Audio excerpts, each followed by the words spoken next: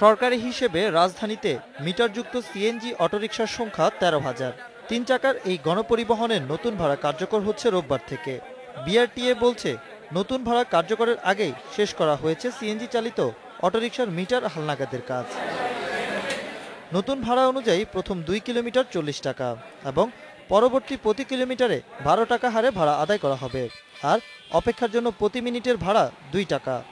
অবশ্যই মিটারে চলতে হবে এবং এই বিষয়ে বিআরটির ভ্রাম্যমাণ আদালত পরিচালনা করা হবে এবং ডিএমপি থেকেও প্রয়োজনীয় ব্যবস্থা নেওয়া হবে। আইন মেনে রাস্তায় চলাচলে কোনো আপত্তি না থাকলেও জমার টাকা আদায় এবং প্রাইভেট সিএনজির বিষয়ে চালকদের রয়েছে নানা অভিযোগ। গাড়ি ২ শিফটে চলে, মিটারও ২ শিফটে চালাইব, যে যে জিনিস খাইয়েছে সেই জিনিস ছাড়তে পারবো না। বর্তমানে একটা গাড়ির পিছিয়ে ৩টা করে ড্রাইভার, কিন্তু বর্তমানে আমি যদি এক শিফটে গাড়ি চালাই তা ৮ ড্রাইভার না খাইয়ে মরবো। সরকারি নির্দেশনা অনুযায়ী গাড়ি চালানোর বেলায় কঠোর হওয়ার কথা বলছে মালিক সমিতি।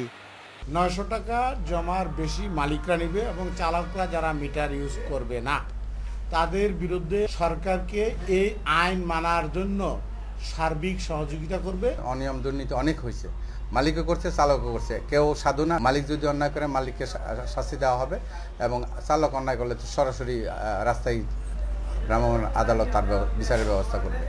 সিদ্ধান্ত কার্যকর করতে ১ নভেম্বর থেকে ঢাকায় ৬টি মোবাইল কোর্ট পরিচালনা করবে বিআরটিএ।